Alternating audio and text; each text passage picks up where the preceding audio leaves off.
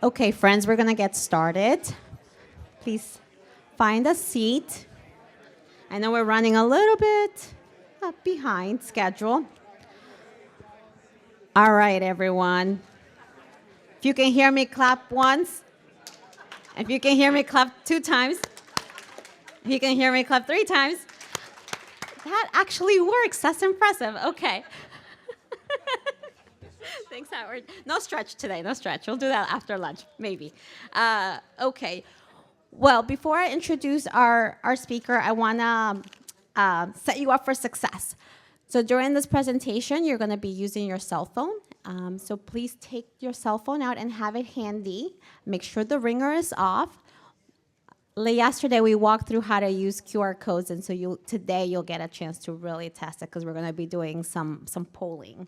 I know that is sometimes fun, but sometimes it doesn't go as planned. So thank you for your patience. If it doesn't go as planned, but have your phone ready, and we'll cue you for when you'll need them. All right. With that said. Our next speaker really doesn't need an introduction. If you were here yesterday, we got to hear a little bit from Dr. Gadasapur, Dr. G. But I am going to introduce him again just in case we have any new people joining us today who were not here yesterday. So Dr. Sam Gadasapur is a urologic surgeon focusing on the treatment of men and women with cancers of the genitourinary system. Dr. G obtained his medical degree at the Temple University School of Medicine in Philadelphia, Pennsylvania, and then completed an internship in general surgery, urology residency, and Society of Urologic Oncology Fellowship at the University of Southern California and Los Angeles County Medical Center. Dr. G is proud to care for patients while working to advance the field of medicine through research at New Jersey's only National Cancer Institute designated Comprehensive Cancer Center. In addition to publishing his research in peer-reviewed journals, Dr. G has authored book chapters and other educational materials and regularly presents at national and international meetings. As an assistant professor of surgery at Robert Wood Johnson Medical School, he is passionate about training the next generation. And during this session, he is going to talk to us about ERAS, enhanced recovery after surgery. I guess I was the only one who didn't understand the Taylor Swift joke, so I'm gonna have Stephanie explain that to me. She's far cooler than I am. So without further ado, please help me and welcome our speaker. Thank you. Okay, great. Thank you again for the introduction. And again, I really, really appreciate the opportunity to speak at this meeting. This has been really important for me. Obviously, we speak a lot, everyone in the academic field at our meetings, talking about research and whatnot, but I haven't had the opportunity to be in a room with patients like this. Obviously, I meet with patients in clinic every week. Every Tuesday, I see 40 patients, and we have one-on-one conversations, but being able to be in a room like this is really important. There's so much strength in this room, and I love how everyone's coming together and sharing that. You know, when I first started at Rutgers, I came from LA and USC, which is a pretty well-oiled bladder cancer program with a lot of educational materials available. And Stephanie met with me and gave me all the pamphlets and the flyers for Beacon, and I've been handing them out. And I circle the website, and I circle the survivor phone number every time. And so thank you to everyone who's involved with that. It's really heartening to see you all coming together. So I'm going to talk about ERAS, not to be confused with the Eras Tour of Taylor Swift. But since there is so much ambiguity around it, I just wanted to make this a little bit interactive and put out this survey to see who has heard of ERAS before. Those are going to pop. You gotta click on the thing so we can show it. We're getting you warmed up for the QR codes. Yeah, how do I? They're gonna. Oh, okay, cool. All right, good. Probably 1 for 1. All right, there we go. Okay, see, that's a Well, little then I'm bit glad more I'm here. realistic, right? Yeah, when it only had one person, it was 100%. So Yeah. now that everybody's doing it, That you one see how person can it's, come up here with this me. is going to work. It's great. It's very interactive. Good. So, yeah, I think ERAS, not ERAS, stands for Enhanced Recovery After Surgery. And this has been a concept that has actually been around for over a decade now. So if you go to the next slide, it should show, right? Yeah. Yeah, my clicker is not clicking. Yep. Okay. All right. And I have control with this now? Okay. Yeah. So I want to go over a few things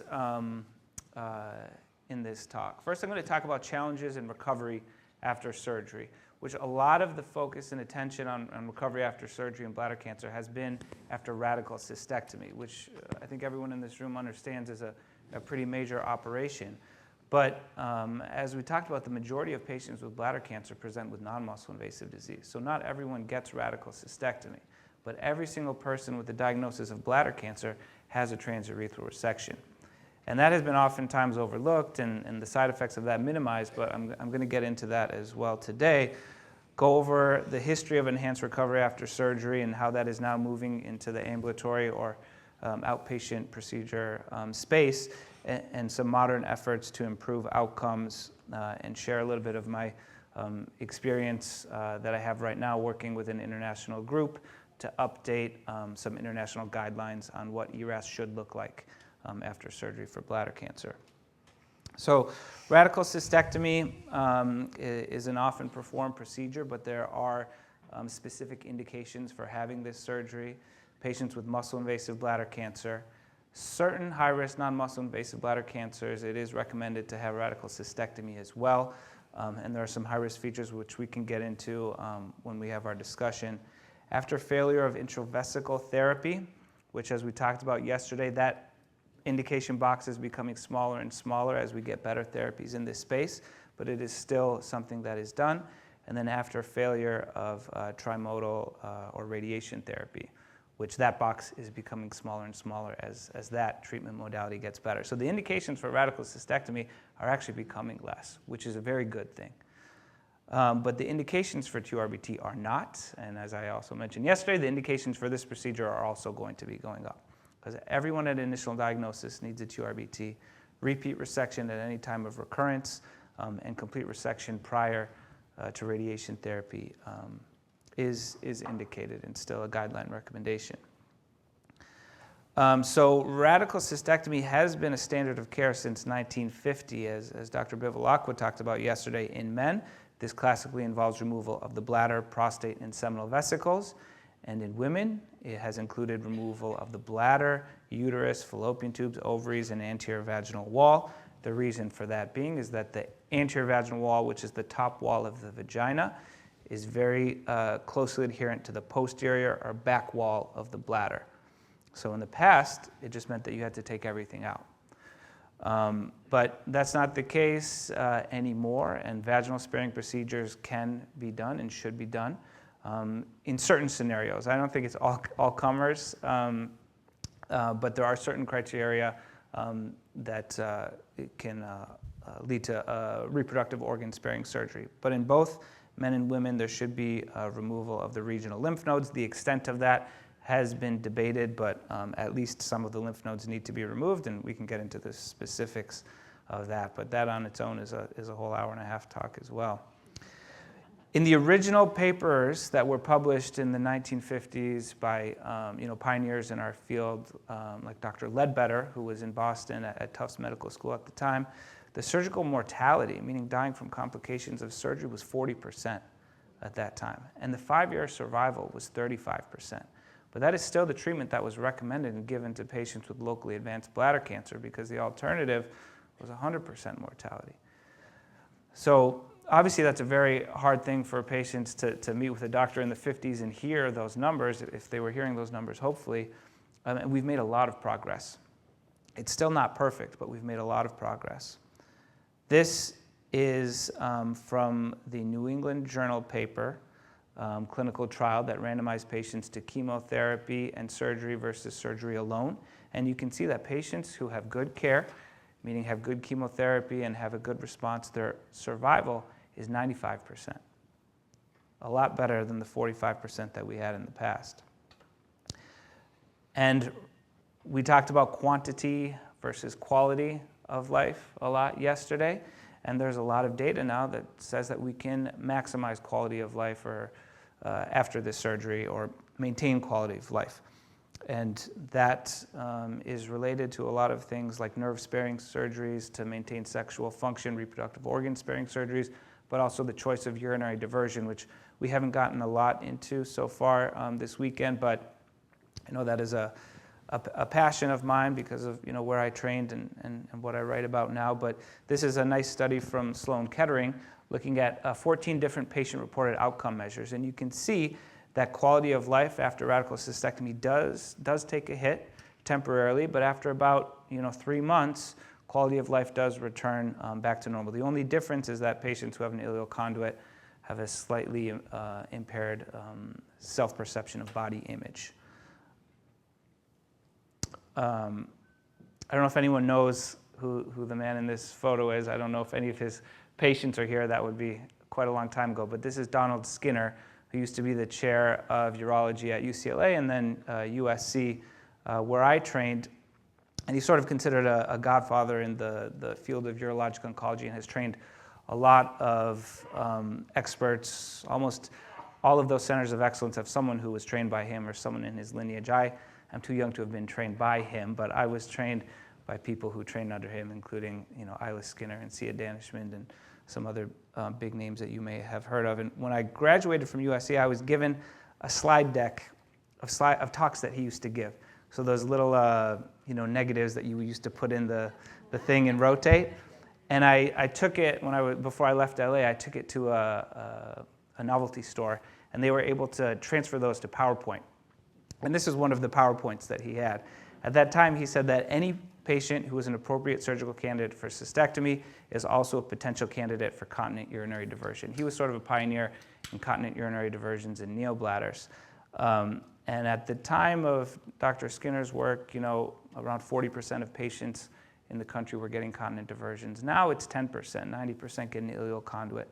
There's a lot of reasons for that, but in my practice, it's closer to that 40% mark. But that's just one way that we can, maximize quality of life after surgery. Now, the complexity of this surgery was reported with those complication rates in the 50s. But this is another study of over 1,000 patients that sort of it was a sobering study in the modern era that showed us that the 90-day complication rate after radical cystectomy is 64%, meaning you're more likely than not to have some kind of complication after this surgery. But only 13% of those are high grade. We talked a lot about the grades of complications yesterday. So there are side effects with every treatment, and it's worth it if it's a curative thing to a lot of people, but we need to do better in decreasing complications. Things like infections and pneumonias, wound-related issues, or just not being able to eat right away after surgery, having nausea, vomiting. At the time of this paper, patients were staying in the hospital for almost 10 days. A quarter of patients were being readmitted. Mortality rate at 30 days was 1.5%, which is very low, but it still means that it's a tangible number that you have to discuss with patients. If you're doing 100 cystectomies, at least one patient is going to experience this just by numbers. And this was really an impetus for us to critically look at what we were doing and how we were doing it. So at the time, we had to look to our colleagues in other surgical fields. Specifically in colorectal surgery, there was this concept called fast-track surgery that would fast-track patients on their way to recovery. And what it was a lot of different little interventions that surgeons would do to speed up recovery. For example, you don't have to have nothing to eat 24 hours before surgery. You can decrease that fasting time to 6 hours. It leads to less dehydration and whatnot after surgery. You don't have to do a full bowel prep to clean out the intestines before surgery because that can lead to dehydration. It doesn't have any benefit. From fast track, we evolved to ERAS, Enhanced Recovery After Surgery. And there was an international society put together in 2001.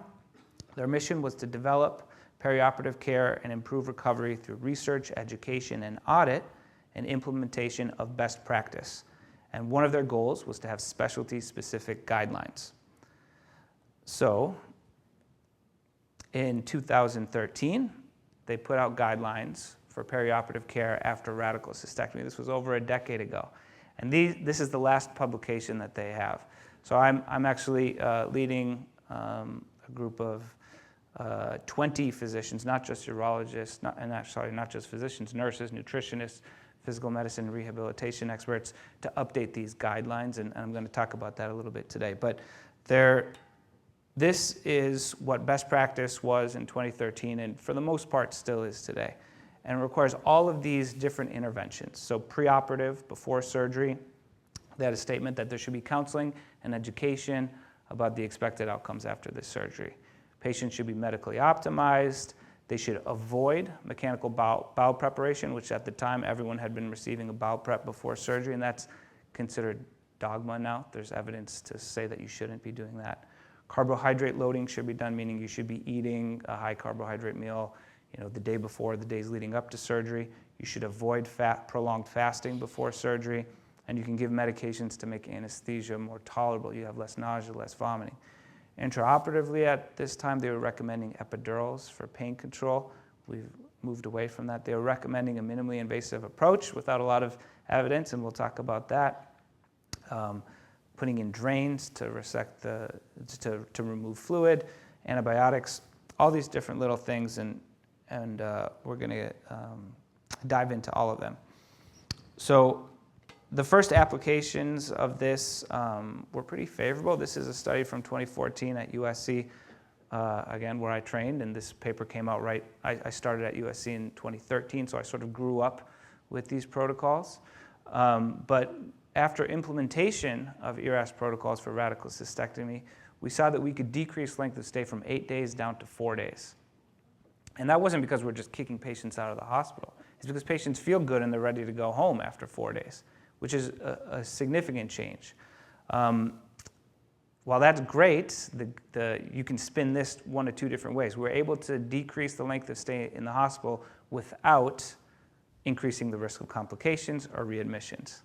That's the way that you spin that in a favorable light. The other way you can think about that is, we decreased length of stay, but complications and readmissions were not affected.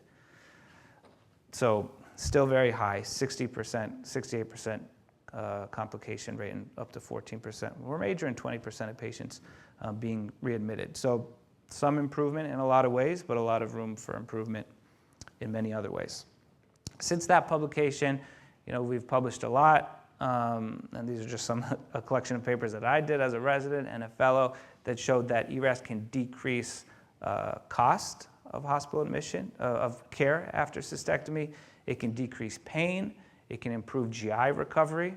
So we're having ileus rates of over 20%. Ileus is where, I'm sure that some people in this room have experienced this, unfortunately. It's where you can't eat right away after surgery. You get that gas pain, that bloating.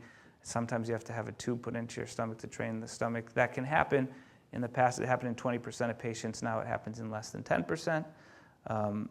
Little interventions like that. So that was then. That was a decade ago now. Where do we stand today? So ERAS protocols have been around since 2013. I'm curious to know if anyone here knows whether or not they had surgery or someone close to them had surgery with an ERAS protocol. I'll give you time to get your QR codes up.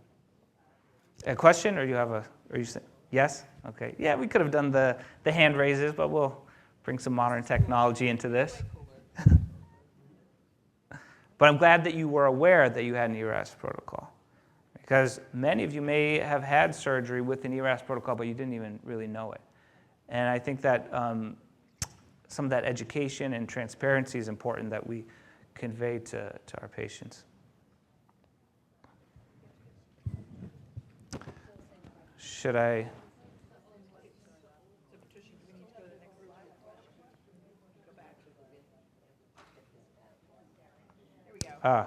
Okay.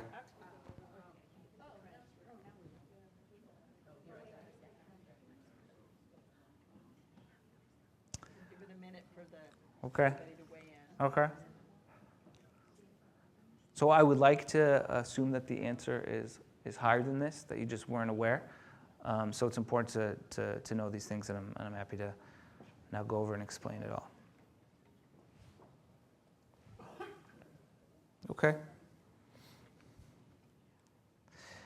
So this is a recent paper put out by one of my residents, who's now a fellow actually at USC, using a national data set from the National Surgical Quality Improvement Program, which is publicly available of all patients having surgery in the United States at all centers. So not necessarily centers that are high volume or of excellence where you can get to that 4-day length of stay, but all comers, the length of stay decreased from 10.5 days to 8 days from 2006 to 2018. Overall complications did decrease a little bit, 56.5% to 50%, without any change in major complications, readmissions, or mortality. Now, those numbers, 10 to 8, 56.5 to 50, are things that we would call statistically significant, meaning when we run the numbers and we have little p-values that are less than 0.05, that's important to researchers and scientists. But is that important to all of you? Would improvement from 56 to 50% be worth it? I don't want to put anyone on the spot, but that's the kind of things that we will talk about. But it's showing progress, even though it's incremental. We don't like to see incremental things in this day and age. We want big improvements, and we want them now, but there has been incremental improvement. And I think that some of the improvement comes from growing evidence. So in 2013, when those guidelines were put together, a lot of it was just expert opinion. It wasn't necessarily evidence-based. They performed a review of the literature, and they saw 804 studies, and they only included 11 studies when they put together those 22 recommendation statements.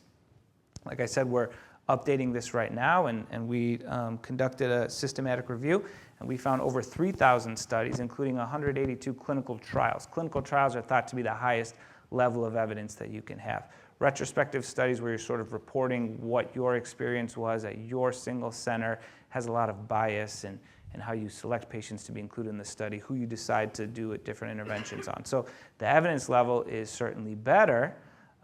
Still not perfect, but we have a lot more to work with these days. So like I said, I'm fortunate to work with this big group to update these guidelines, and we have presented and discussed it at what's called the ERAS World Congress every year. We recently met in Spain in September to go over these, and there are people on this guideline panel from all over the United States, West Coast, East Coast, Midwest, South, and in Europe from the UK, Spain, Switzerland, and Italy.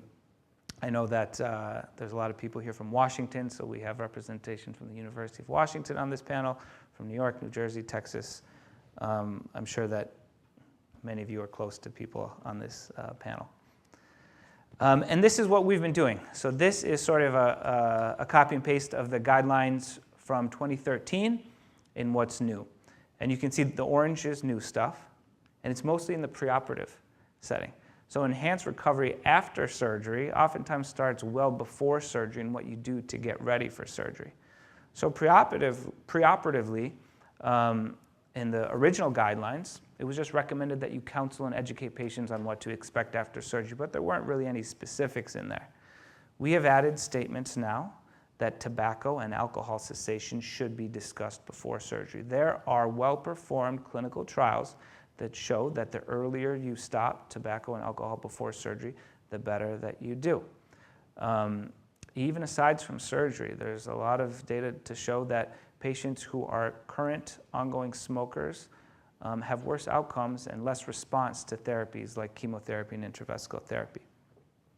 Another important point that we put in the guideline statements is that there needs to be a balanced discussion of urinary diversion options.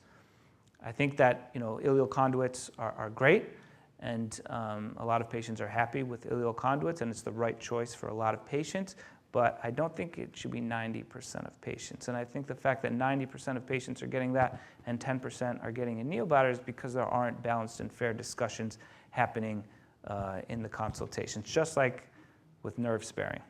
We don't have numbers of how many patients get a nerve sparing or not, but it needs to be discussed in every visit. And even if there are patients who I don't think are candidates for a neobladder, I discuss neobladder, Indiana pouch, and ileal conduit, and why they're not a good candidate for it every single time.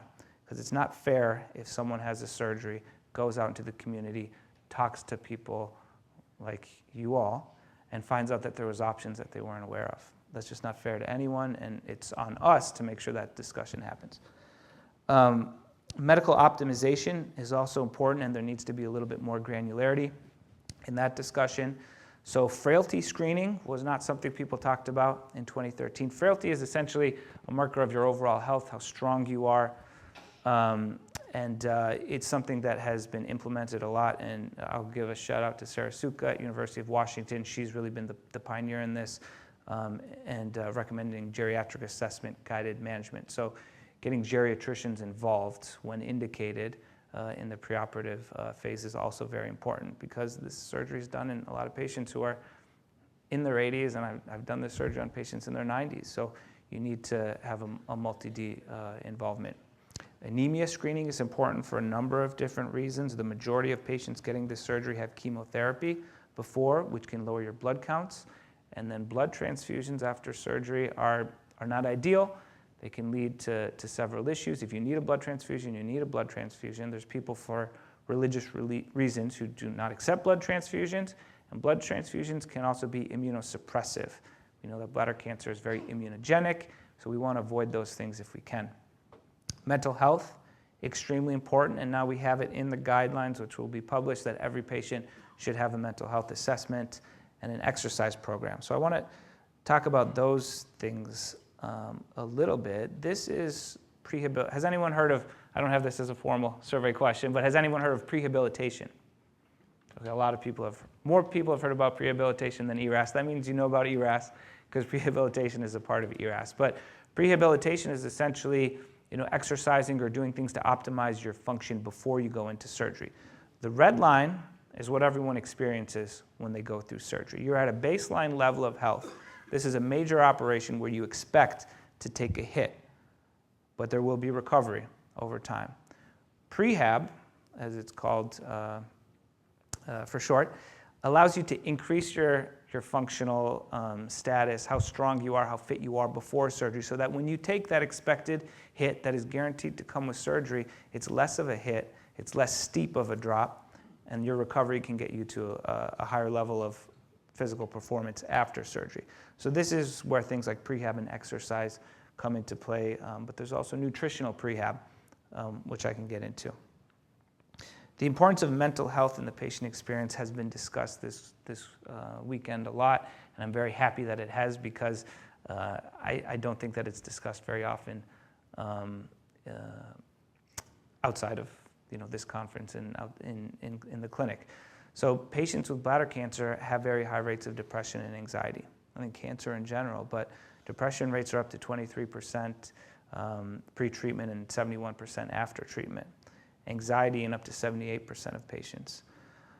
And we know that mental health concerns can be associated with complications after radical cystectomy. That's proven in the literature. And it can just be things like if you don't feel, if you're feeling down, you're feeling blue after surgery, you're not going to get up and you're not going to get moving. And there's nothing more important in your recovery than getting up and getting moving after surgery.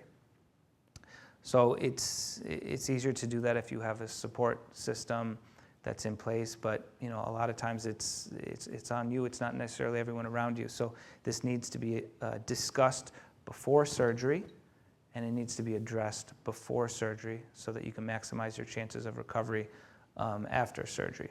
Suicide is something that happens. I have not experienced this yet in my career, but I can imagine how crushing it would be, to me as a provider if that happened to one of my patients, but to my patients and their families. If you go through all this treatment and this happens, something that would be very tough to deal with.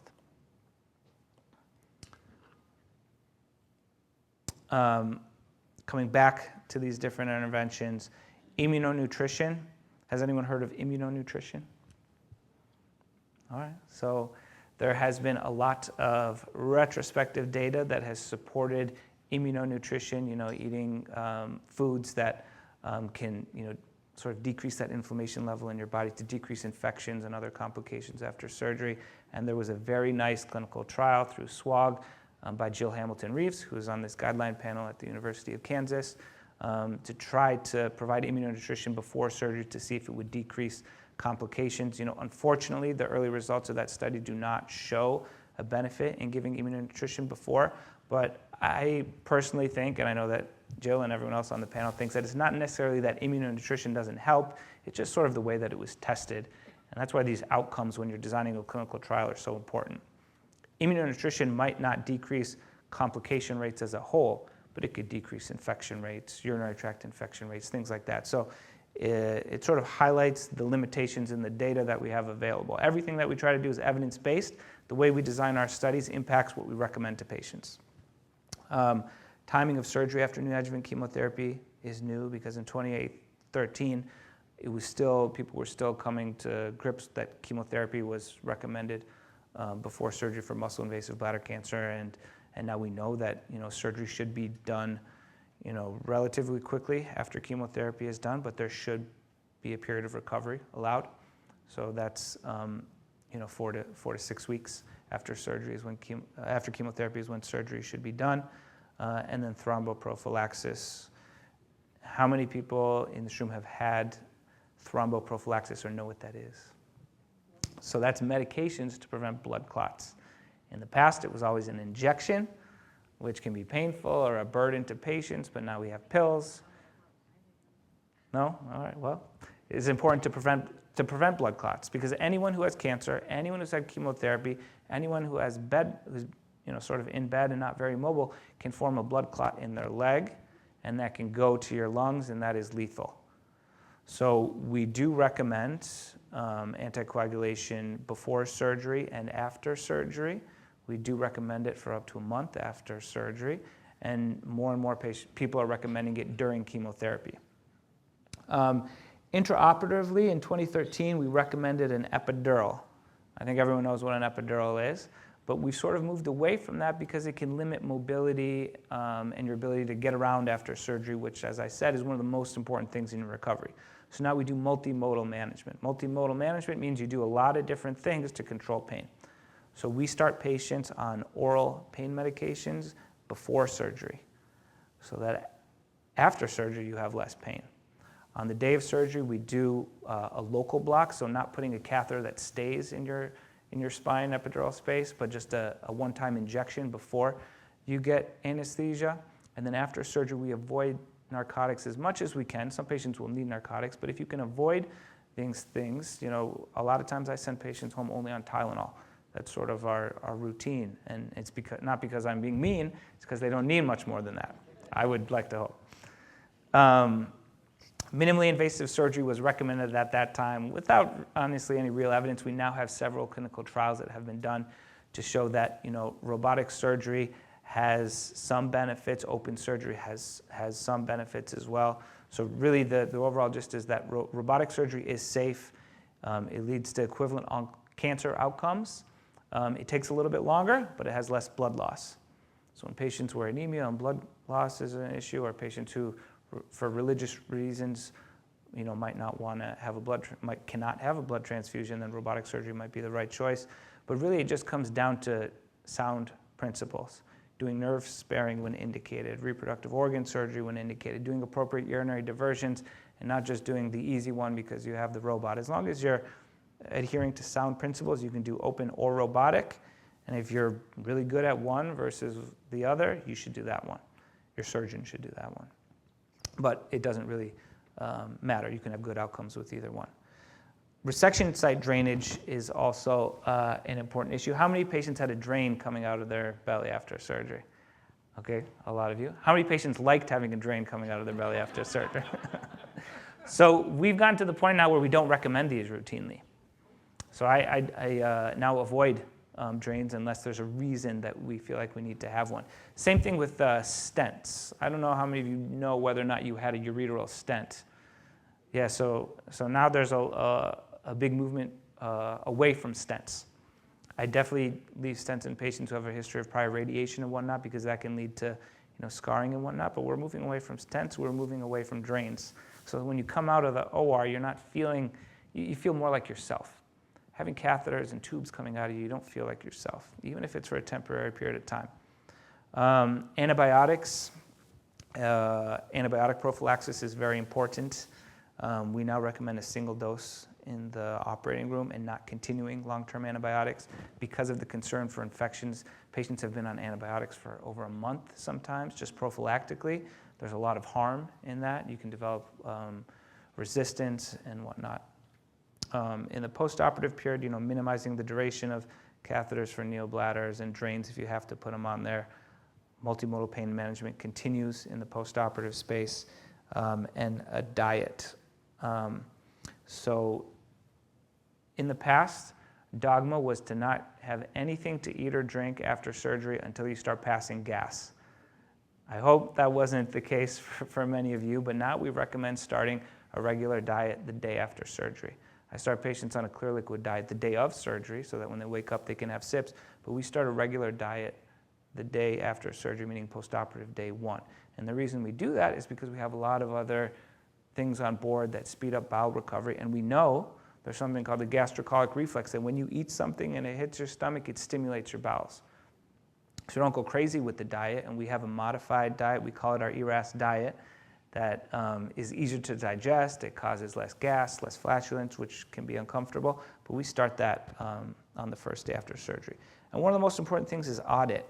So you should track your outcomes and be honest with your outcomes, and that's how we're going to continue to move the field forward in the future. So that's a ton of different interventions, and they all target different aspects of recovery. The classic way of quantifying recovery or measuring quality of recovery has been that length of stay. We've really moved away from that. That's not the most important thing. So if people focused on complications up to 30 days after surgery, that's important, but that's also not enough. So now we've extended that to 90 days after surgery. And if you're talking about 30-day complications, you're not talking about enough. You need to talk about complications up to 90 days after surgery. But again, as we talked about yesterday, complications are typically recorded by a research coordinator or a research nurse who's just jotting down a piece of paper from looking at a chart. Does that really matter to patients, or is it more patient-reported outcomes, talking about how you feel, how tired you are, whether you're able to get back to your regular activities? So I don't know how this one's going to work, but it's supposed to be a word cloud. So you put out the word that's most important to you, and then we can sort of, okay. Mom, I agree with that. My mom lives in Philly, so I had dinner with her last night. Mobility. So I'll tell you, a lot of these things are not captured by looking at complication rates or length of stay. And like I said, one of the reason I think this weekend is so important for me is because it sort of grounds me and helps me critically look at how I do research and the outcomes I'm measuring, and it makes me realize more and more, and I think BCAN is pushing us as well, to have patient advocates support our research and understand why everything we do needs to matter to patients. There's a lot of stuff written out there that you guys might read and say, who cares? Yeah, so just looking at the words that are largest are the ones that most of you are putting in there, but activity, less pain, mobility, all of these things come into play with this whole concept of enhanced recovery after surgery. So Activity looks like a big one. This is really helpful. Yeah. I can tell you that all the things that we do target these things. So these are things you can ask, your physician about when you're meeting with them, and hopefully that gives you more confidence in what they're recommending for you. So that's cystectomy, and that's where I would say 95% of the work in ERAS has been performed. Not just cystectomy, but things like colorectal surgeries, pancreatectomy, and that's sort of where the field is talking about ERAS after major surgery. And ERAS really is a checklist of different items that you have to adhere to have good outcomes. Medicine is all about checklists now. Now when you guys have had surgery, you may have been part of a timeout. Does anyone remember that? Where you say your name, your birth date, they will read off your medical record number and then say the name of the procedure that you're going to be having or the site or whatnot. That's a surgical timeout that is a standard place in medicine now. We have an ERAS timeout as well at our institution and many of these other institutions where we mention that this patient is on an ERAS protocol and these are the different things that we're going to do. And I think it helps in a lot of different ways. It makes sure that the best practice is being done, and it avoids things that we call never events.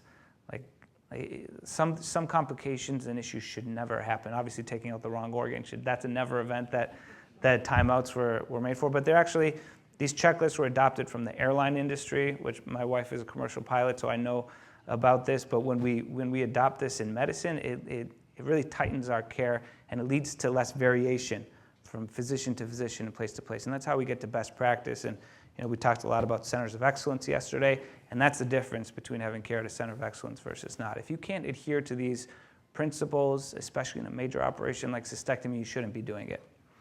That being said, cystectomy is done in a certain percentage of bladder cancer patients with bladder cancer, but TURBT is done in 100% of patients with bladder cancer. I shared this slide yesterday, some of the symptoms that you can expect after TURBT: pain, bleeding, urgency, frequency. So over 100,000 TURBTs are performed in the US each year, and it's an often overlooked procedure. When you come to meet with a surgeon, they say, yeah, we see a bladder tumor, it has to come out. It's an outpatient procedure, it'll take 30 minutes and you'll go home the same day, no big deal, but it's gonna get us the information that we need. When you gloss over things like that, patients are gonna go home and they're gonna experience side effects, and it's not fair. So ERAS for TURBT also has the potential to improve the patient experience. ERAS has been studied in other outpatient surgeries like kidney stone surgery, which is still done transurethral like a TURBT, and it can reduce use of narcotic pain medications from in almost everyone, 93% of patients, to 0% of patients. Things like earlier catheter removal and better pain control have been proven in procedures like TURP, which is a transurethral resection of prostate, which is very commonly done for BPH, which is sort of a universal issue in men. I even wake up once a night now.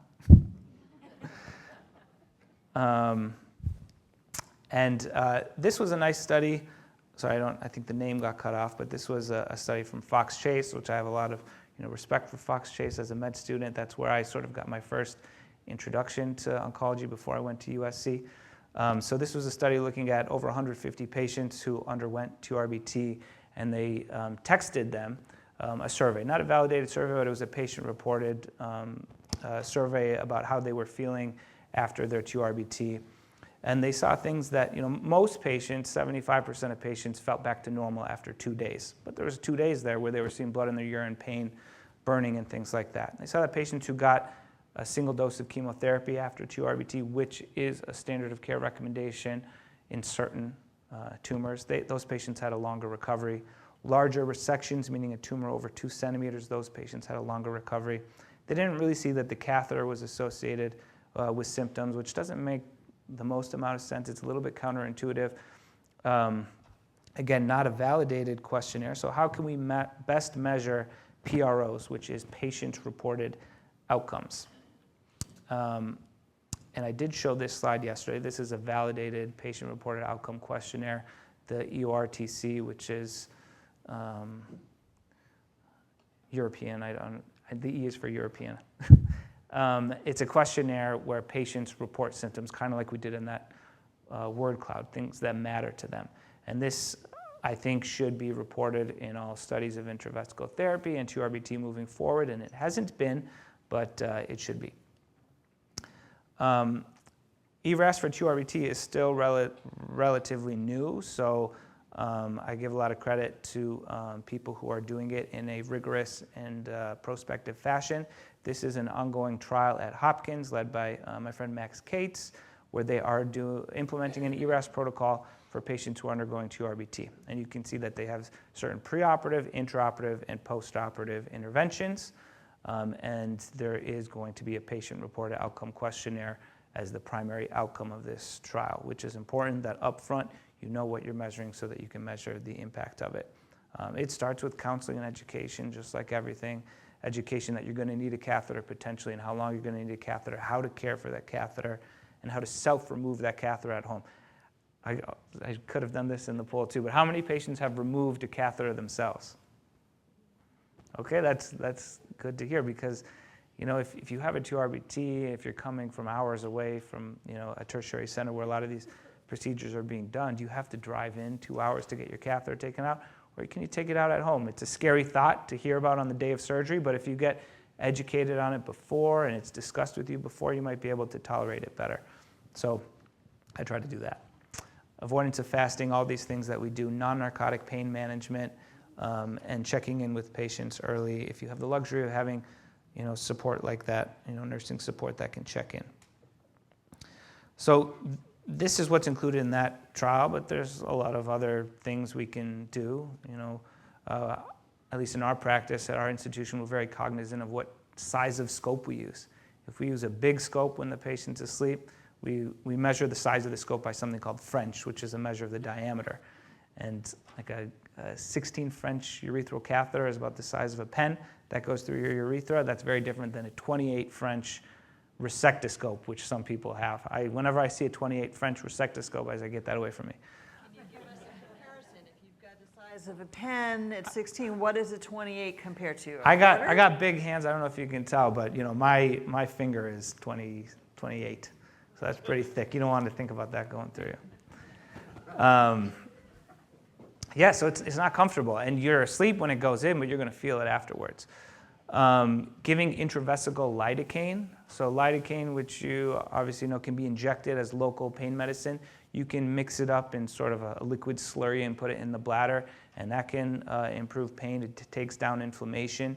That could be something given around the time of TURBT. Again, we talked about intravesical therapies yesterday. I don't necessarily recommend these things during intravesical therapy because the mechanism of action is that it cuts down inflammation, and then inflammation is what we're looking for to stimulate the immune response and whatnot. Medication, so those are the medications that we give before radical cystectomy. We could potentially give those to patients before TURBT. We're not doing that yet. Bowel regimen, we talked about constipation, but if you're constipated after TURBT, it's just going to make your experience a lot worse. And reducing resection of carcinoma in situ. Carcinoma, does everyone know what carcinoma in situ is? Yeah, so there's different stages of non-muscle invasive bladder cancer. Bladder cancer starts at the urinary skin, right? It's urothelial carcinoma. It starts with the urothelial layer. We have epithelium here on our skin. Inside of our urinary tract, we have a urothelial layer. So these tumors start on that urothelial layer. They usually look like polyps, or you may have heard of sea anemones or cauliflowers where you can see this actual tumor.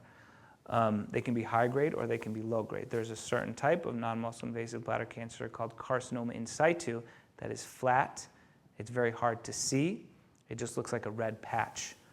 And if you don't have enhanced cystoscopy techniques like blue light, which we use routinely, you might just see a red area, you don't know what it is, and you might just go crazy trying to just resect it all to get a good diagnosis. And that's going to lead to more soreness and more symptoms in the bladder. So not everyone has blue light, but again, that's another thing. I'm a little bit biased, but I think every center of excellence should have blue light. It can help you pinpoint and biopsy what you need to so that you're not giving patients a scab over half of their bladder. And reducing catheterization. I think catheters are an important safety measure in a lot of patients, but we can also try to avoid them when we don't need them.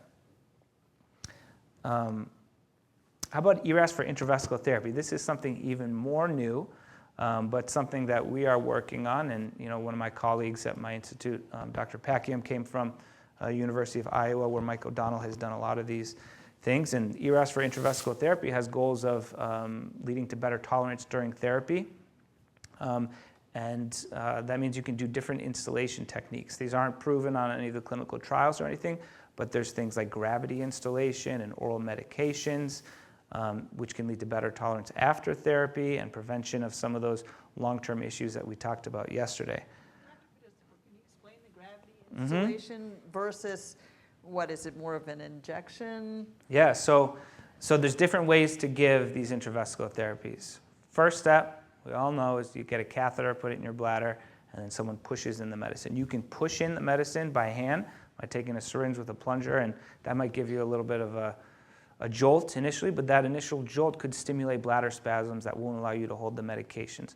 So we do prefer gravity, which is not necessarily this, which is hooking the medicine up to a bag and allowing it to slowly go in and fill the bladder. But even with that, patients have bladder spasms and they might leak urine around the catheter. And that can be distressing for a number of reasons. One, it's painful, but then you might go home and you think, did that medication work? Did I have it in long enough? And that's going to lead to anxiety and things like that. So gravity insulation is something that was developed. This gravity insulation is something that was developed by Mike O'Donnell at Iowa, which we have been using now with actually pretty good success. If patients are having spasms and they're having leakage around their catheter, we try things like oral anticholinergics to try to relax the bladder, but this gravity method is also very helpful. You can put the drainage bag up 40 centimeters above the bladder. So if you're laying in bed, you have your drainage bag up here. So that if you have a bladder spasm, you don't lose the drug. It just goes into the tubing, and when your bladder relaxes, it goes back in. It's a way to avoid waste and spillage and things like that. Split dosing is something that has also been developed specifically for the GEM-DOSI protocol, where instead of getting your full dose of treatment for 1 hour, you can cut the dose in half, get it for 45 minutes, drain the bladder, then put the rest in and get it for another 45 minutes. So it does increase the duration.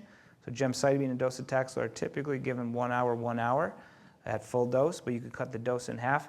And this is something that is new to me in the last year since they brought it over to Rutgers, but I have been amazed at how well this works for patients. It's not routine in any of these other drugs, and all the drugs on trial have to be given per protocol. But once everything is approved, I think little things like this will help improve tolerability. This is the GEM-DOSI protocol that we use, which is one of our standard therapies. So we pre-treat with oral pills, sodium bicarbonate, the night before. That decreases the acidity of the urine, which makes the drug work better, but can also help your bladder tolerate a little bit better. We use NSAIDs, non-steroidal anti-inflammatories like ibuprofen, Motrin, things like oxybutynin. Actually, we use other more modern anticholinergics to relax the bladder, medications for allergies. So when we order any of these intravesical therapies on our electronic medical records now, it comes with a list of medications that are built into the order set that are there to give on an as-needed basis. So just another cool concept in ERAS that I think is even more new from the TURBT stuff, which we've talked about before. So just take home before we get into discussion, I'm happy to answer any questions. And just so you all know, I enjoy when you come up to me with questions afterwards, so don't feel hesitant if there's anything. But bladder cancer often requires aggressive therapy. TURBT is essential. Almost everyone has to have it. Radical cystectomy is necessary in a certain percentage of patients. It does provide a curative benefit, and you can have excellent functional outcomes, quality of life, and perioperative outcomes with appropriate surgery and choice of continent diversions. But challenges do continue to exist. So we're working on it as a field. We hope that with continued collaboration, we can improve outcomes even further. So that's it. Happy to answer any other questions. So a show of hands, how many for your next procedure, should you have one in your near future, would be asking about ERAS? Great. Okay. Good. Well, we have our microphones. This is an opportunity. Dr. Goodisapur is well-versed in this, and I appreciate that you added sort of the prehabilitation work that people like Dr. Sarah Sutka, who got one of Beacon's Translational Clinical Trial Awards, is really working to better understand. So this is an opportunity to ask questions. Raise your hand, and we've got microphones ready to come out so we can hear about all of these great things. We've got a question right here, and then we'll go over to this one. We'll start here.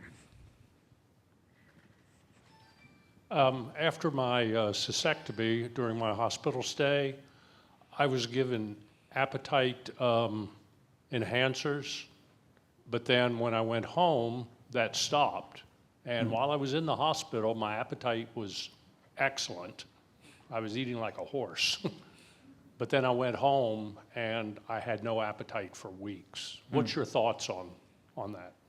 So I don't use appetite stimulants universally, just because I don't think that there's a lot of data behind it. And again, I want data behind everything. But they work, and we use them. There is a lot of data in patients, who are getting chemotherapy and whatnot, or have cancer-related cachexia.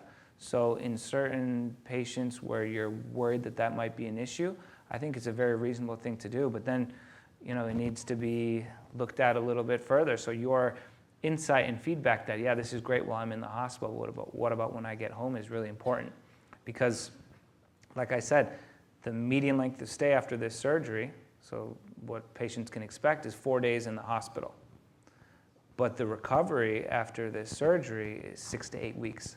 I tell everyone universally, you can get through the surgery, but it's 4 hours surgery, 4 days in the hospital, and you're going to go home. You're going to be able to eat, drink, walk around, but you're not going to feel like yourself, honestly, until you're 6 to 8 weeks out. So that's a very good point that you bring up, that these little things that we do in the hospital, we have to have a longer view of what needs to be done. So thank you for sharing that. Could I ask you what your preferred continent diversions are? It's over here. It's hard to see because Yeah, Yes, behind the sorry. podium. Sorry. So this is a very nuanced discussion, one that I am passionate about. I just recently wrote the chapter on continent diversion for our textbook, Campbell Walsh Urology, with my mentor, Sia Danishman. So whenever I talk about urinary diversions, there's 3 choices. I don't have a preferred one because it's not about me, it's about you. So we talk about what life looks like with all of them, and then you can make a final decision. So the 3 that I offer are an orthotopic neobladder. I do something called the Studer pouch, which is what Don Skinner has taught. So a lot of people in the country who are trained down his lineage do that one. And I talk about what you can expect after an orthotopic neobladder. So there's issues such as incontinence, which can happen after surgery, meaning you can leak urine if you cough, you sneeze, you lift something heavy, but that's a dynamic issue, meaning you can expect to have that a little bit more often in the first 3 to 6 months after surgery, but 6 months after surgery, 75% of patients do have good control during the day, at least in my practice in my hands, and they don't have to wear pads, but 25% of patients will have to have a pad. And that's the same in men and women. There's also a very small chance that you're not able to empty the bladder all the way.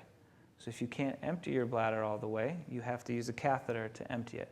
That's a rare event that happens in less than 10% of patients, but it's something that you need to be aware of, because if you're going to choose a neobladder and that's something that you would absolutely never do, even if it's a 10% chance, then that might not be the best choice for you. But if you hear 10%, you say, okay, I can handle that, I want to go for it, and that's your motivation, then that's a good choice. The other thing that you need to be transparent about when talking about a neobladder is nighttime incontinence. Right now, when we're asleep with our normal native bladders, our bladder fills up with urine, it stretches, it has stretch receptors that goes to our external sphincter muscle, it tells it to stay shut. With a neobladder, you lose that reflex because it's not your native bladder. So you can expect to leak a little bit more at night. So at a year, it's about 60% of patients are totally dry at night. Now, things like pelvic floor physical therapy can up those numbers, but if you're going to get a neobladder, you have to be comfortable with that, those numbers. Now, to get a neobladder, you have to meet certain criteria. You have to have good kidney function, because this bowel is going to absorb urine and all the electrolytes and waste that's put out in the urine, and your kidneys have to filter that again. So if your kidneys aren't strong, you're not going to be able to handle it. Same thing with your liver, because your liver has to filter waste. You can't have any cancer in your urethra, because we don't want to be sewing a bladder to urethra. And you have to physically and mentally be able to handle the potential catheterization and the risks of leakage, like I talked about. If the urethra wasn't healthy and you still wanted to have a form of continent diversion, then the Indiana pouch is a great choice. That's the form of continent cutaneous diversion that I use, which uses a piece of the right colon so that the urine collects inside of your abdomen, but it comes to a little stoma or nipple valve at your belly button. But with that, you have to put a catheter in there every 4 to 6 hours to empty. So, if catheterization is something that bothers you, that you don't think you could handle, then that might not be a great choice. And the ileal conduit, collects to an external bag, which has, great quality of life outcomes. If you ask all patients who have any of these diversions what their quality of life is after surgery, quality of life is excellent. But these studies are biased because you're asking someone after the fact off of something that they chose. So I like to give all of these options to patients. I go over all the numbers, and I let them make a decision that's best for them. I don't want to make that decision for them because that's not fair. And what I really like to do is give them that survivor-to-survivor number, and I say, you can hear all these numbers from me. Why don't you go talk to someone who actually has one of these, is living with them, and see what they think.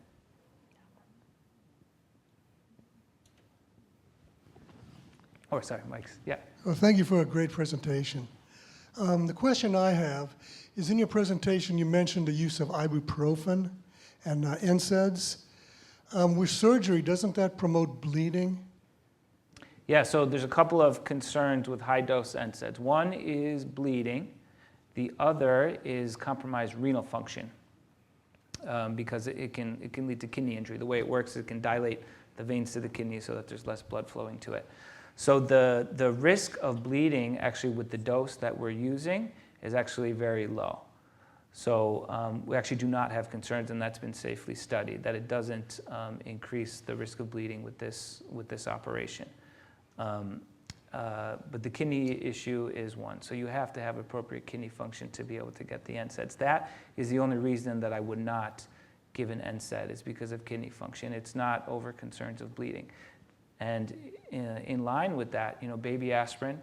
So cardiac health and strength is also very important after surgery. And a lot of people are out there on baby aspirin for various cardiovascular issues.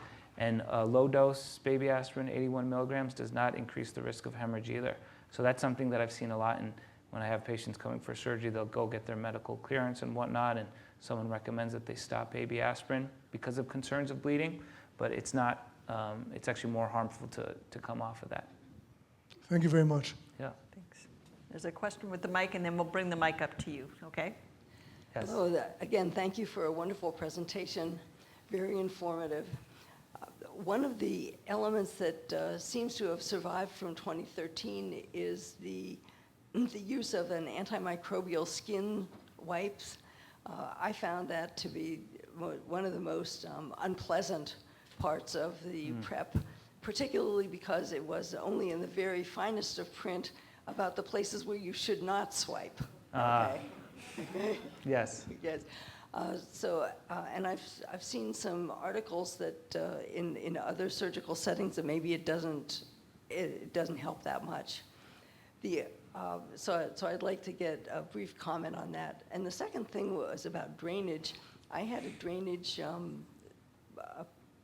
had a belly drain, which was fine so long as I was in the hospital, but they took it out before I went home. But I continued to drain, and it was extremely unpleasant, particularly when you've been lying down for a while and you stand up and 300 mils of stuff flood right out of you. So I would, this one patient's feedback on the drains is keep them in. Thank you.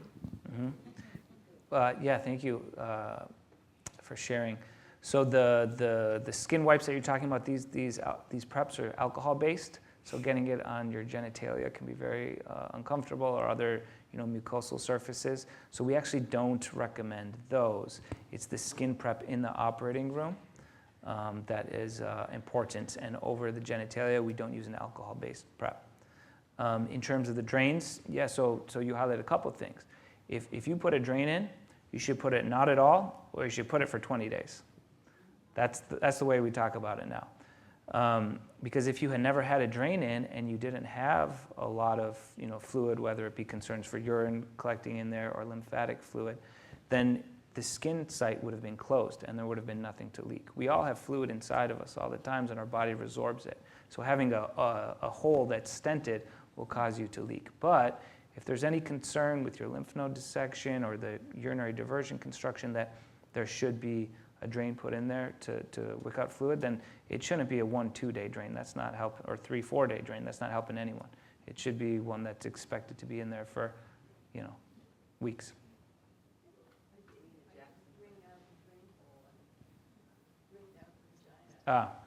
That gets into what we talked about yesterday as well. The standard anterior. So sorry, the issue that she's highlighting is is drainage of peritoneal fluid from the vagina. And the reason that happens is because you're removing the top wall of the vagina, so all you have is the bottom wall, and the way it's closed is you fold it. We call it a clamshell technique. You fold it like this and you sew it shut. So if it's not sewed very tightly, or even if it is so tightly, it can loosen up over time and fluid will come out. That's something that happens, is you're at risk for anytime you have, removal of the top wall of the vagina, which, is indicated in certain situations. So in my hands, we do that whenever there is a tumor on the posterior wall of the bladder that is concerned to be T3 on imaging, meaning you have blockage of your kidneys on imaging, or on exam, which, so Isla Skinner was one of my mentees, and she would always say that if you're not doing a bimanual exam, you're not doing the physical exam, so you have to do an exam and feel, and if you can feel the mass and it's three-dimensional and it's mobile, that's concerning. Question about the, We'll go here first, and then we'll go here, okay? this repeated reference to the pelvic floor exercises. What is the meaning of that in terms of someone who has a soma? How does that work? So pelvic floor exercises can still be very helpful for someone who has a stoma. So pelvic floor physical therapy is it's sort of what it is, physical therapy to strengthen the pelvic floor and make it more coordinated. So in patients with a continent diversion like a neobladder, pelvic floor training is pretty intuitive. You do it to strengthen your sphincter muscles so that you can hold on to urine a little bit better. But after treatments, even not bladder removal, just TURBT, everything can get tight, and that can be painful. And learning how to do exercises to relax and have feedback can help you relax your pelvic muscles to get rid of pain. It can also help with things like constipation, which happens after these surgeries and after taking these medications, even if you're not having surgery. So the one thing that I have everyone do after neobladder is Kegel exercises. Kegel exercises where you just at home on your own, you sort of squeeze the pelvic floor muscles, and the way I sort of instruct it to men, because men are not as good at comprehending Kegel exercises, compared to women, is you want to stop your urinary stream and hold it. See if you can hold it for 10 seconds. That's a Kegel. But that's the most basic level of pelvic floor exercise that you can do. So when you meet with a physical therapist, they go over a lot of different techniques with you. I had one patient tell me that who was having some leakage. He went to see his pelvic floor physical therapist. He told me that at the end of it, he could have snapped a pretzel with his anus. So that's the goal. Not your goal, but everyone has different goals. Don't try that at home, by the way, but pelvic floor physical therapy can have huge benefit. I don't know if there's any across pelvic the floor physical therapists here, so I don't want to, make light of your field. Yeah. Yeah. One of your remarks about improving the recovery was that in the resection itself during the turbinate procedure, you try to be more careful about how much you resect, et cetera. So this question kind of falls into that category of making it less intrusive, but still getting enough results, right, to figure out what you want to do. What is your thought on the use of biomarkers? Because, in the FDA guidance, draft guidance that was issued this summer, they have a one-sentence comment that they find that the use of urinary biomarkers is still too experimental for risk stratification. And yet, last January, Medicare, for example, approved payment and reimbursement for use of one particular biomarker in the diagnosis of bladder cancer. What do you see is now and where it's going in terms of the use of biomarkers as another way to get a better diagnosis, not just of the current situation, but the BCG responsiveness is sometimes predicted, and kind of make the post-operative recovery better, if that's an understandable question. Yeah, I know it's a very good question. You're giving me a lot of good questions this weekend. I like it. So I think that in the future, biomarkers are going to have an extremely, extremely important role. I don't think that we're there yet right now. I don't think that we're going to be there next year, maybe even the year after that, but I think they have a very important role. In terms of the ability of biomarkers to limit the amount of resection that you do or guide to how much resection you should do, I don't know how that would fit into the algorithm. But like I said, I use blue light, which is in some ways a biomarker. It's an imaging biomarker. And I think that that's really helpful in helping you understand exactly what you need to resect and make sure that you don't go beyond that, but also that you don't do too little. Anytime I have a patient come to me looking for bladder-sparing therapies, I repeat a resection under blue light, especially if it wasn't done before. And I'm always amazed that, the periphery of the tumor, there's still stuff there. And in those patients, you definitely want to get it all. Because if there's something left behind and your TURBT wasn't of a certain quality, you're going to fail your intravesical therapies and you're going to blame it on the drug. But it's really the surgery has an amazingly important role in response to intravesical therapies. I think that biomarkers are going to be important in the future because we could get to the point, realistically, where we don't have to do a cystoscopy every 3 months. We could do a urine test. And once we have reliable enough tests to show whether or not there's cancer cells in the urine, then we can really minimize the burden, the financial toxicity, the time toxicity of this disease. And some of the research that I'm doing with really amazing basic lab scientists at our center is looking at this, and we can see that tumor cells are shed in the urine a lot more than they are in the blood. So urine biomarkers are going to be more effective than blood biomarkers. The other thing that biomarkers are going to help us with is treatment selection. So yesterday I talked about how there's 2 FDA-approved drugs for non-muscle invasive bladder cancer. In the next couple of years, I think there's going to be 4, maybe even 5, 6. So you're going to have this menu to choose from, and they're all going to have good results. And we're not going to know which one is better, et cetera, et cetera. And it's going to come to the era of precision medicine. Does everyone know what precision medicine is? So that's where you can precisely give a treatment rather than having a blanket recommendation for everyone. And if you have a biomarker that says you should get treatment A versus B, C, D, I think that's the future, and that's what we're going to be talking about soon. There's one mic, and then we'll come over here. Just an addition comment about the diversions. In my experience, I know with neobladders, it's very important to have that family support or a significant other support because there's so many tricks to it post-op that has to happen so they're not bursting that new neobladder. And I think family or significant other support is important with all diversions, but especially with neobladder. Yeah, I agree with you. Very important. Right. Okay. And we'll get you the mic. Daryl's coming. So we still have about 10 minutes. So Bernadette, can you get the mic to Daryl? And we have somebody with a mic here, and then we'll Okay. get have Bob okay. Schreiber next. Okay, Bob next, and then Then we'll go, we have so someone on the here, other side here, of the and room. here. There we go. Okay, sorry. Yes, that's fine. Thank you very much. I have really learned a lot between yesterday and today from you, Good. Doc. And my question is, it just seemed like when I asked my doctor that it was just happening to me. It took like I wouldn't say a year, but maybe 8 to 9 months. I had a lot of skin issues after my surgery. Initially, they told me, oh, drink a lot of fluid, and I did that, and I thought I was hydrated enough, but I found that my skin sloughed a lot, not just in my stomal area, but even when I would put my appliance on, it would fall off, and I was doing it right, and the nurse came back.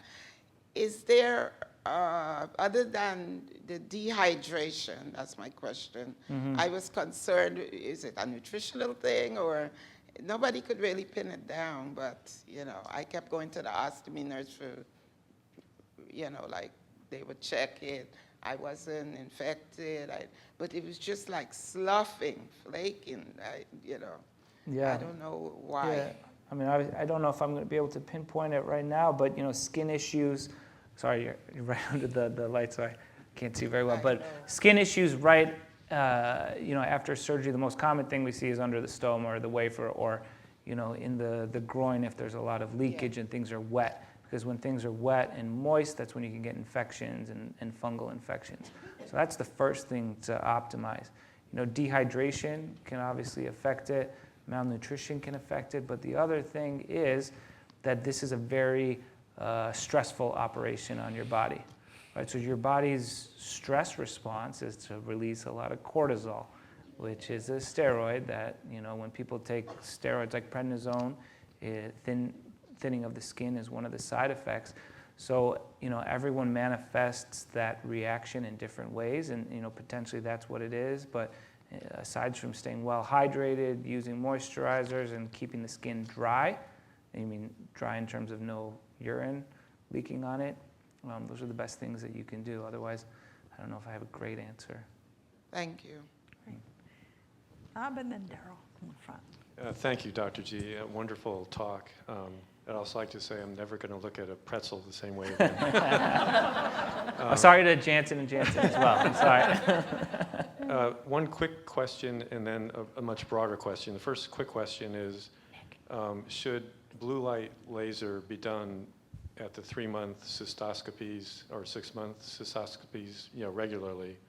And then the broader question is, with comorbidities, how does that change the ERAS checklist? Is there a substantial change to it? Are there sub-checklists for people that have diabetes or other comorbidities? Thank you. Yeah, great question. So first off, blue light, I believe that blue light should be used in patients with high risk, high-grade tumors. I mean, whenever you're having a cystoscopy. Now, the office-based flexible blue light is not available to everyone anymore. So it's not really a choice, but anytime I take a patient to the operating room with a history of a high-grade tumor, I do use blue light. You don't need to necessarily use it for low-grade tumors because by definition, low-grade tumors are always papillary, so they're easier to see. But on initial inspections, I have used it, and you can find little satellite lesions that are very small that you may have otherwise missed, but with an experienced eye, you're not really missing papillary tumors. It's more so the CIS that you want to catch. But not everyone has it in the clinic. And in terms of modifying ERAS based off of comorbidities, we tried to make all of these statements physician dependent because there can be a lot of variation in compliance and adherence to these protocols. But everything that's on the main checklist is something that should be able to be implemented. And that's how you can audit it and make sure that there's compliance. And when I was at USC, we looked and we thought there was 80% adherence to all the different measures, and the more compliant you were, the better your outcomes were. That being said, within each bullet point, especially now in that preoperative optimization section, there are little indentations that we're going to talk about, like mental health screening or geriatric assessments. That's where Dr. Suka has been really helpful with the group and giving input. And that patients who have certain levels of frailty or medical comorbidity, they go to extra screening, extra clearance. And patients with anemia can be optimized with iron infusions, iron supplementation, things like that. And you don't have to give that to everyone. It's just those at risk. So there is some risk stratified interventions within each bullet point, but the big ones are something that everyone should get. Great, thank you. And then Daryl. On one of the guidelines, it was post-op is exercise. What kind of exercise, and is there any link to peristomal hernia, say for those of us with conduits? Mm-hmm. Yeah, so it is patient-specific exercise. So that includes everyone getting up and walking after surgery and having physical therapy. So not necessarily like heavy weightlifting and things like that, but it's a gradual increase in that. We typically do recommend no heavy lifting for at least 4 weeks after surgery to avoid things like hernias at the incision.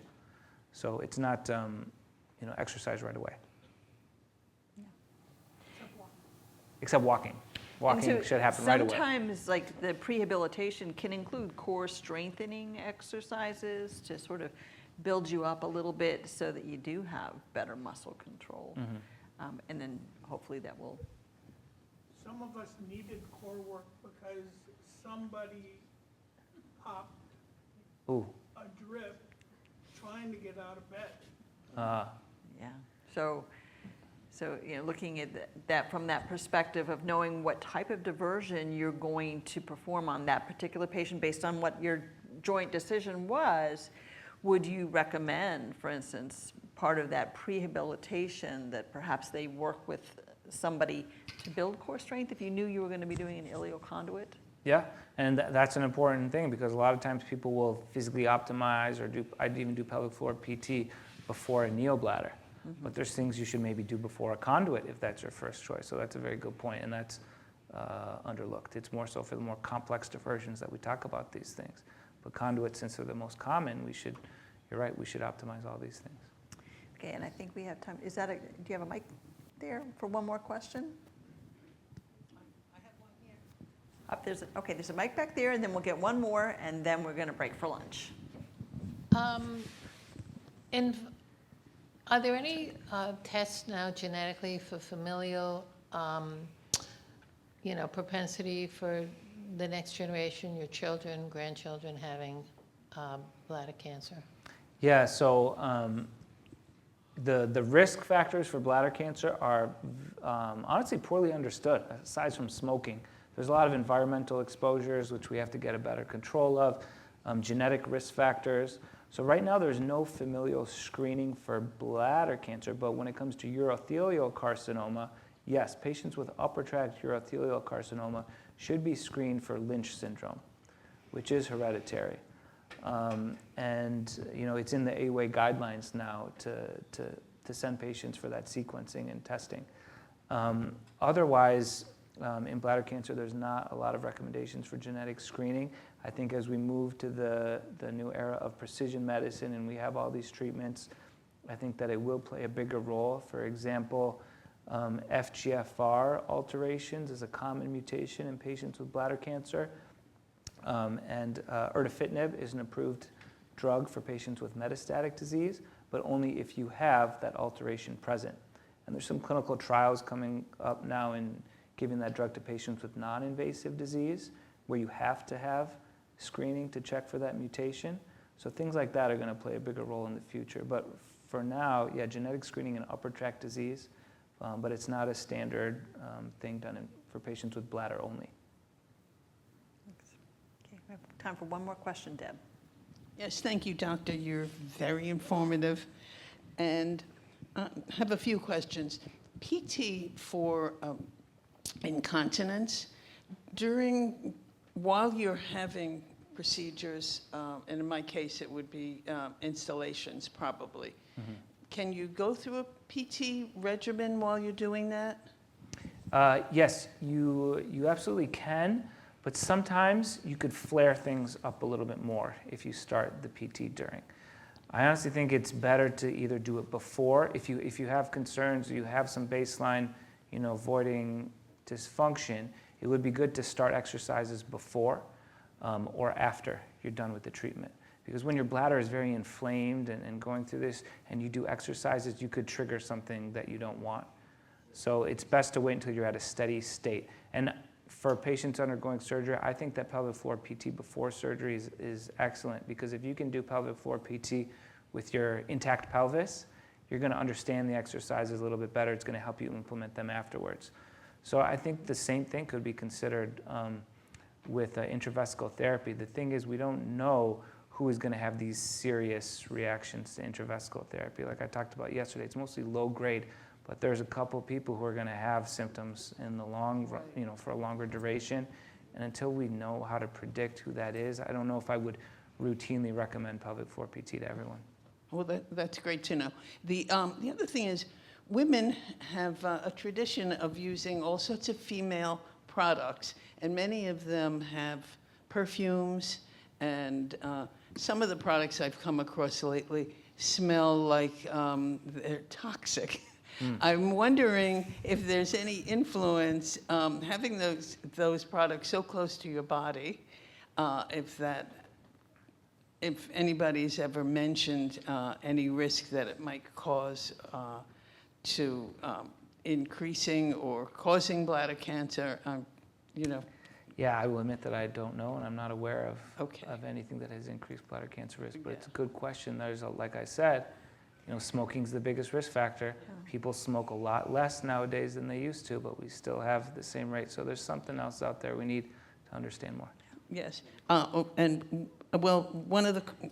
actually, maybe two, hopefully quick ones. One more. We have to get a break for lunch.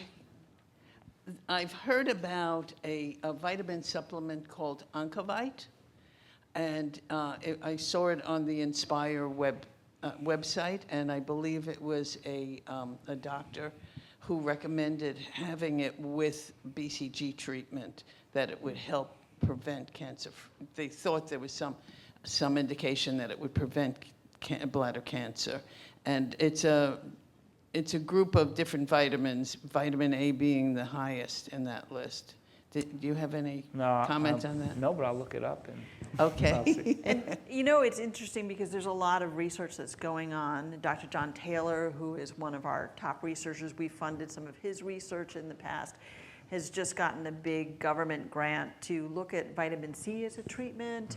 So stay tuned. You're on the right track. We're looking into so many things as a research community. Dr. Goodisapor is one of those big researchers. And obviously Beacon funds some of this research, but there are bigger grants even than what Beacon can do that are really looking not only at potential of vitamin C, but the microbiome and the influence on treatment and what you can be doing nutritionally to prepare for things and also repair from surgery with activating and enhancing your microbiome. So there's just so many different aspects of things that are understudy in terms of we can't give you answers yet, but the good news is there are brilliant people like Dr. Goodisapor and our next speakers who are doing this incredible research. So I'm going to ask you to kind of save your questions. Thank you, Doctor. We are going to break for lunch. Thank you so much, Dr. Goodisapor. Thank We you, guys. really appreciate both sessions so much. This has been really